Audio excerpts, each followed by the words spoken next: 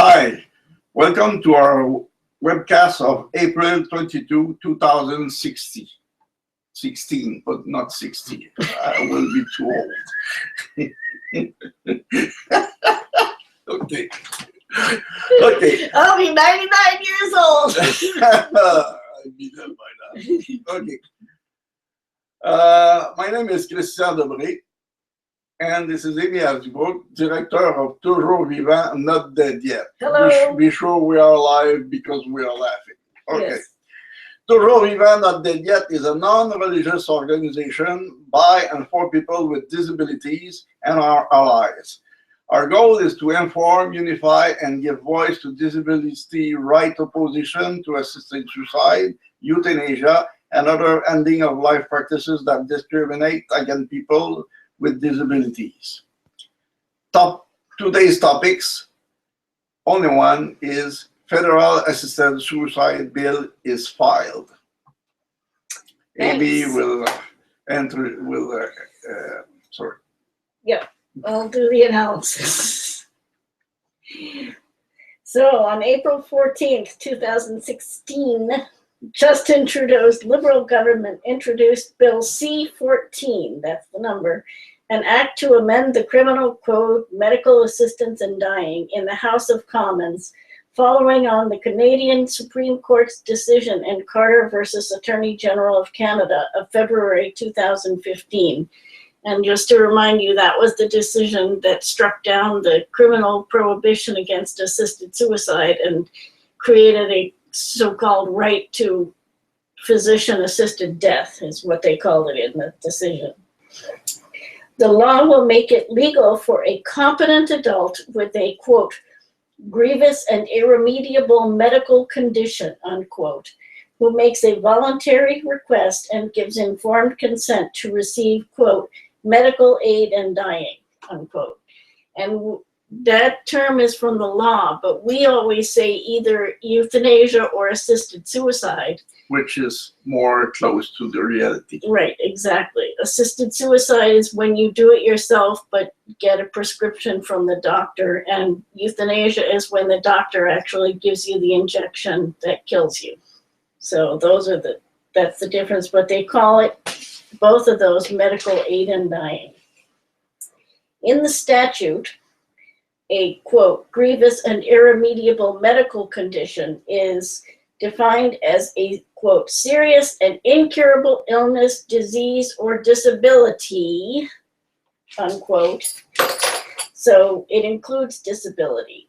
Yes. But the person must be in an advanced state of irreversible decline in capacity, which causes, quote, enduring physical or psychological suffering that is intolerable, unquote, to the person and cannot be relieved in a way they find acceptable, and their natural death must be, quote, reasonably foreseeable. So it is the case of a big number of handicapped people. Right.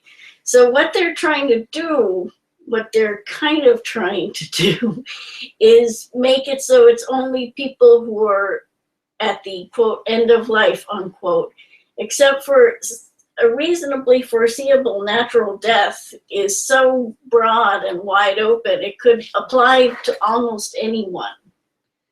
And they use the term irreversible decline in capability, which is from the Quebec statute, and it's meant to indicate somebody whose disability is getting much worse. And also it's meant to indicate somebody who's at the end of life, but that obviously doesn't mean somebody's at the end of life if their disability is getting worse. I mean, my disability could get a lot worse. I could lose a lot more vision. And my disability could be a lot worse because I could stop walking or even moving. Right, and those would both be an irreversible decline in capability, but it wouldn't mean that we were at the end of life. My sickness is unreversible. It's degenerative. So each year is going worse and worse. Right, exactly. So talking about natural death having to be reasonably foreseeable. Well, it's reasonably foreseeable. I'm going to die in the next 30 years. 100% sure that I will do either in the next 30 years I will be dead. Right, right. And maybe some of you too. Right. But exactly. I could ensure that 100% of you will die At some point. at some point. There's no exception. Right, exactly.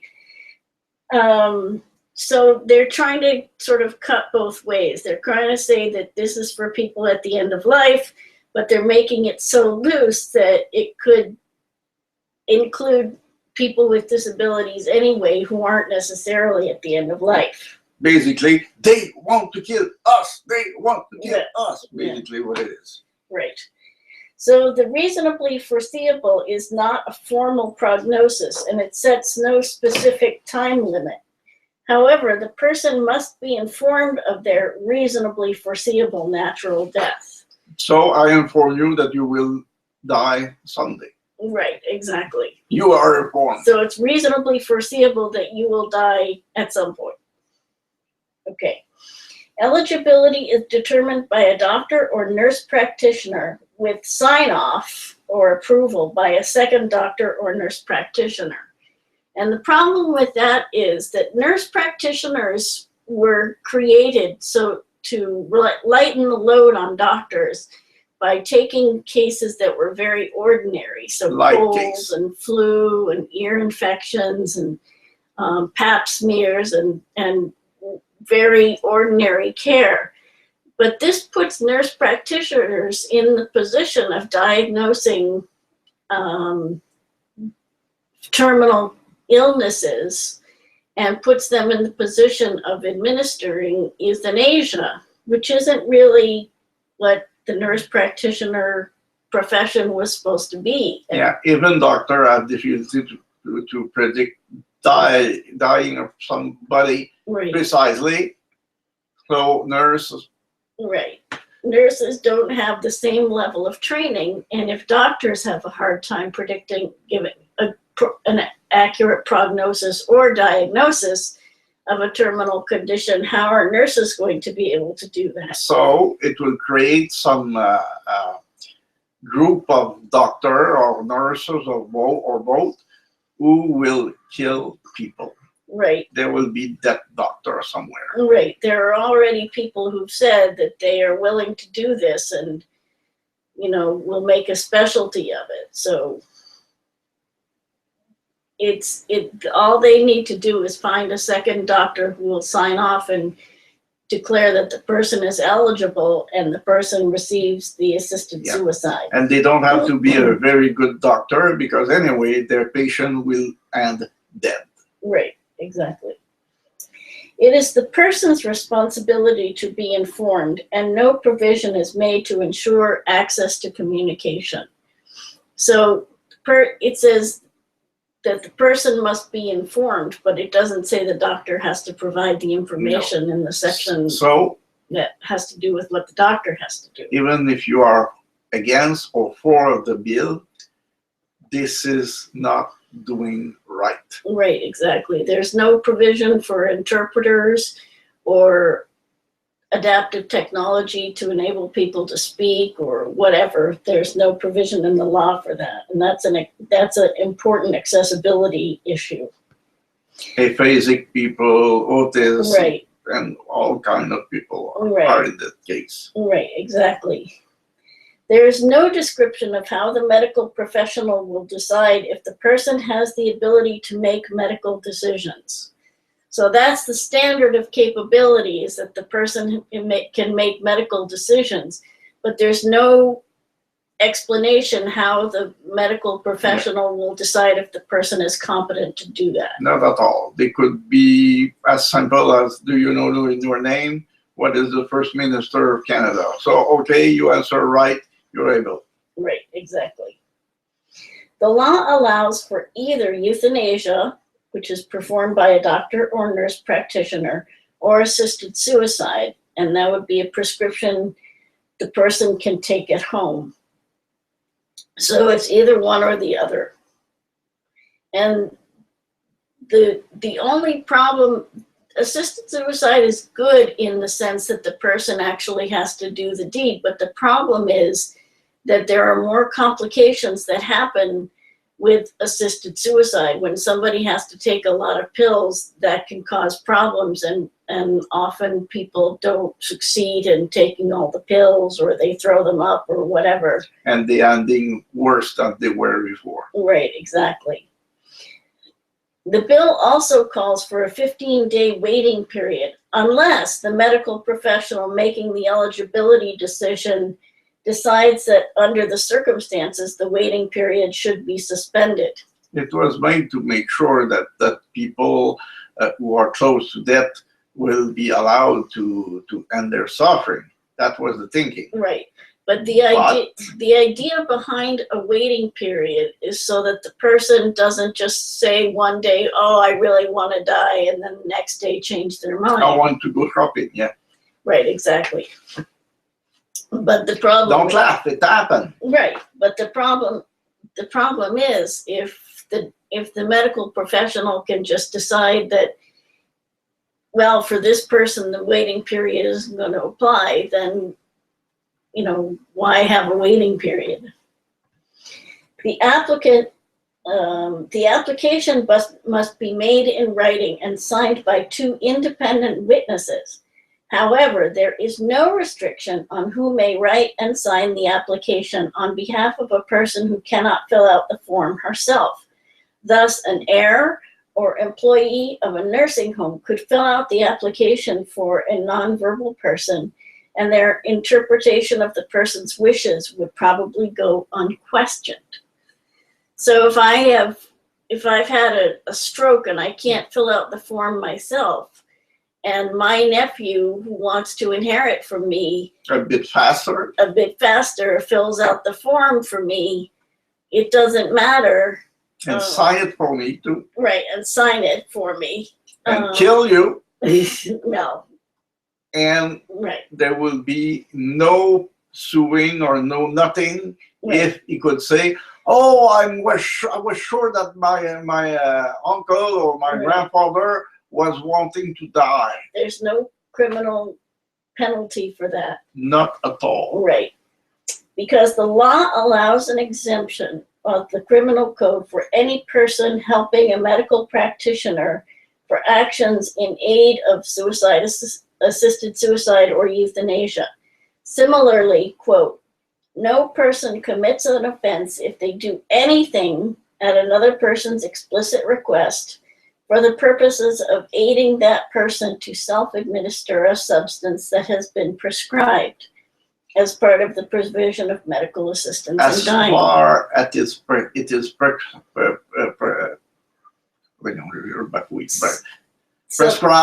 okay? Right. There's no limit. You are already die, even if you say stop. If somebody wants to kill you, they will kill you. Right. Well, it says at the explicit request, okay? Yes, but if you're alone, right. You always could always say, I was sure that my uncle was wanting to die. Right, exactly. These exemptions apply even if the person invoking the exemption has a reasonable but mistaken belief about any fact that is an element of the exemption. Oops, I kill him. Right, so let me explain. Yeah. So if my nephew, in that scenario we were talking about, if I got my prescription and it's at home and I'm not ready to die yet, and my nephew decides that I made an explicit request and puts all the drugs in my pudding, and I eat it and I die. Apple sauce. Choose your meal. Even though I didn't want to. If my nephew says that he had a mistaken belief that I was explicitly asking for assisted suicide, then he's not going to get in trouble with the law. Not at all. So it opened a very wide door to some crime right now. Exactly. It's still killing people. Right, exactly. Some additional problems with the law. The voluntariness of the request relates only to external pressure, not psychosocial conditions or whether the person might be vulnerable to inducement to request assisted suicide. So voluntariness, they're going to look at whether my nephew said, come on, Amy, come on, Auntie Amy, you need to fill out this form for assisted suicide because I want to inherit my part of your fortune. And you could say right. that with big fortune. Kind of pressure on it. Right, that would be external pressure. But if I'm living in a nursing home and I'm really depressed about it because I would rather live on my own, but there's no home care services. And somebody doesn't like me and kind of torture me or mistreat me. Right, they don't count that. They don't count that as a reason that, a kind of pressure. And be sure that mistreatment for old people or disabled people, it existing. Right. Every week there is a story in the newspaper somewhere. Right, exactly. So there's also no vulnerability assessment provided. So nobody's going to look to see if I might be vulnerable to be induced to commit suicide. You get your prescription, you're dead. Right, exactly. So if I might be vulnerable to my nephew saying, geez, Auntie Amy, you're really suffering. Why don't you ask for assisted suicide? It will be nice. I will help you. Right, exactly. There is no prior judicial review of the person's eligibility for assisted suicide and euthanasia. Right now, as it stands now, anybody who wants assisted suicide has to go before a judge and explain, either in writing or directly why he or she wants assisted suicide, and the judge makes the decision. And it's working well, with no delay. Right now, it's existing. Right. And nobody's had any delays, and it's worked okay. But after the law is passed, there won't be any review by a judge, and we think there should be.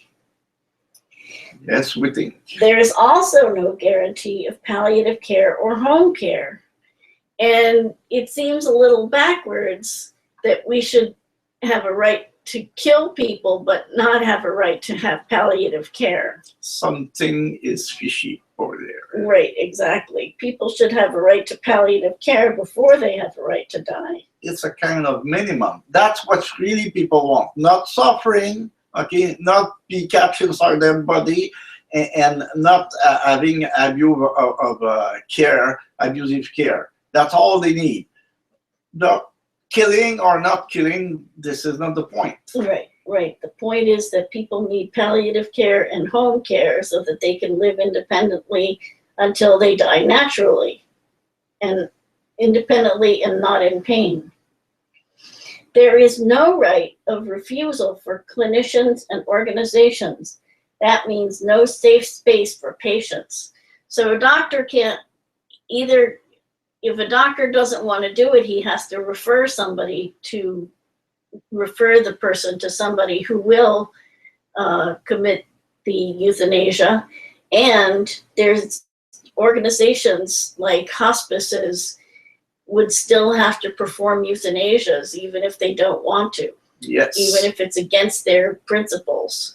Like palliative care home. Right. Most of palliative care home doesn't want to do that at all. Okay. Most, if it's not close to all, but they are forced to do.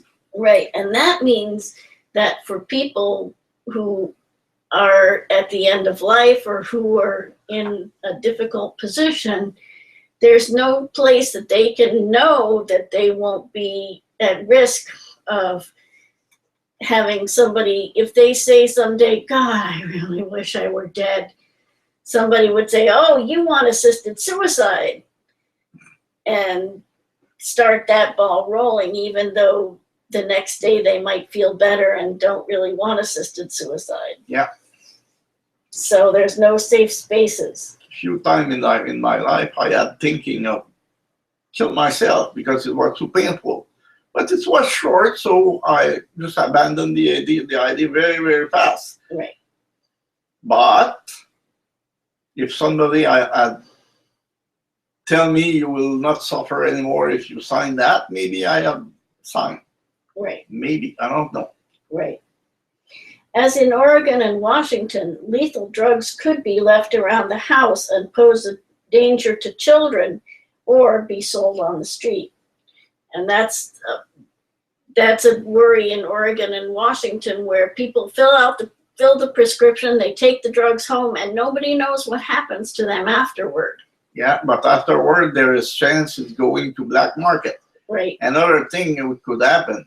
I'm sure that you are very, very responsible people at home. Right. But not all people are, and sometimes people will just left those medication over the table, and you know what happened with children? You lose them for 30 seconds and something happened. And at this time, somebody somewhere will do it with child over the home, and right. those child will be dead. Some child could take a few of those pills and could die. Yeah, when a child weighs only 50 pounds, one pill or two, they are dead. But it's looking like candy, you know, it's right. pink or it's blue and it's looking good. They will try it. Right. They stick anything in their mouths. Yeah.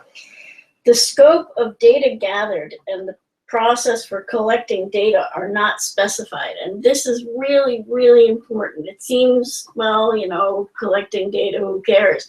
But the problem is, if we're going to find out what this law means, how it affects people, we need to gather data.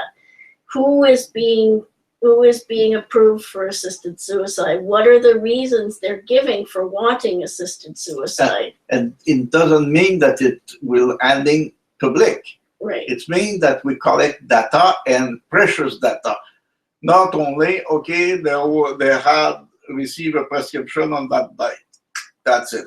It's right. not enough, but right. it's sufficient for cope with the law. Right. There needs to be follow-up when there are prescriptions given out to find out if the prescription was really used or if the pills just sat around the house for a long time.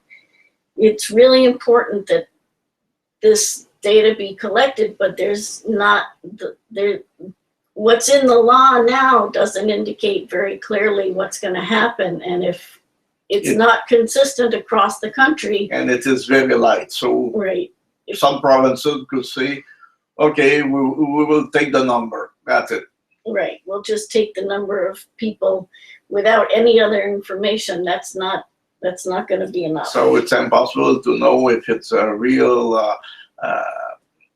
If the person was really at the end of life, why the person asked for assisted suicide, whether the person had a prescription or whether they had euthanasia, we won't know any of that. And just think about the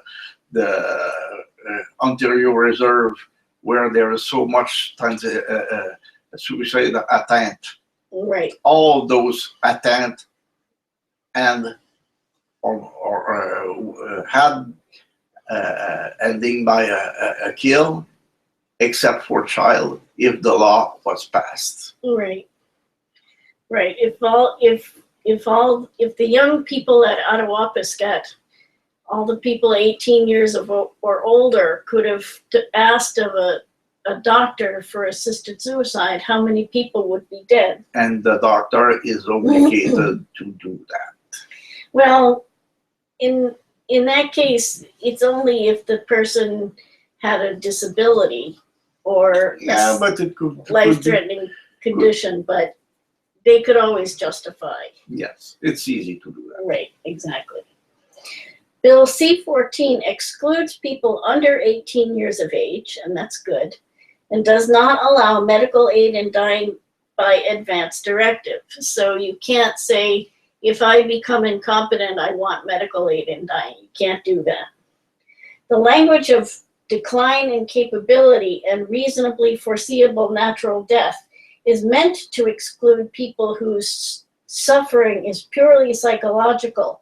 However, The law provides that these 3 issues will be studied over the next 5 years to determine if the law should be amended to allow these practices and include these populations. But why to study something is already happening in Belgium, in Oregon, and in The Netherlands. the Netherlands, okay? And it's going bad, and this is the slippery slope, and it's already happening now in Canada, because you start by that, and right now they ask for that, and they will ask for that. That's what happened in those 3 parts of the world, and it will happen here. Right. And be sure that the American, Belgian, or Holland people, Dutch people, okay, are equal to us. We are not smarter than them. Be sure of that. Right, exactly. The problems that they have in those countries, we're going to have here, regardless of what other people say. Yeah. People want to believe we're better than they are. We won't do those bad things, but there's always a certain number of bad people, and mistakes will be made. Yeah, I will bet quite a lot of money over that. Right. The bill is expected to go to 2nd reading within the next week, then to the Justice Committee for hearings. And we've already submitted a request to be heard before the Justice Committee. If the bill is not passed by June 6th, then the criminal code sections identified in the Carter case will simply cease to be in effect. Basically, free for all. Right, creating an unstructured right to physician-assisted death where virtually anything could happen. So that means that if a person has, at that time, is in the hospital and says to their doctor, "Doctor, I'm suffering terribly, I want to die," the doctor doesn't have to wait or anything. The doctor could just say, "Okay, fill out this form, sign on the dotted line, and you'll have euthanasia tomorrow." Or maybe in 5 minutes. Or this maybe is in the same. 5 minutes, yeah. Okay. So there would be no structure, no restrictions. And it could use any substance, okay? Right. I use insulin because I'm diabetic. Right. Just shooting a little bit more, too much insulin, and you're dead. Right, exactly. And so even though we oppose assisted suicide and we oppose euthanasia, we want some kind of law to be in place, because it's better than having a free-for-all with no structure. Even C14, which is very badly written law, is better than no law. Right, exactly. Advocates are proposing amendments to the bill to remove some troublesome sections and add provisions that will improve the law. Again, it's not what we want, because we don't want euthanasia or assisted suicide, but the fact is that already the Carter case happened and the decision was made, and there's going to be assisted suicide. So we just want to make it have the least effect for people with disabilities, be the least dangerous. And the only way we can do that is by asking for amendments that would solve some of the problems that we've talked about today. Yes. So the Euthanasia Prevention Coalition is calling on local groups to organize rallies at local offices of members of Parliament on Wednesday, April 27th. For more information, contact EPC at info@epcc.ca. So if you want more information, or you can also write to us and we can give you more information. Yeah. Okay. So to view our videos, go to YouTube or the search engine of your choice and search for the terms euthanasia and disability, and that will bring up videos from the last 2.5 years that we've been doing these. And there's a lot of material. Most of them have information in the title of the video about what it is. To participate live, send me your email address and I will send you a link to join us live. And you can send that to me at info@TVNDY tvNDY.ca. For more information on the subjects that we discuss here, go to facebook.com/toujours vivant, not dead yet, and that's all one word. You can visit our website at tvNDY.ca. You can email us at info@tv-ndy.ca, or you can follow us on Twitter @TVNDY. Thanks to Christian for helping us out. Thanks, Amy. And thanks you all for being with us. Please join us again next week. Take care. Goodbye. Bye.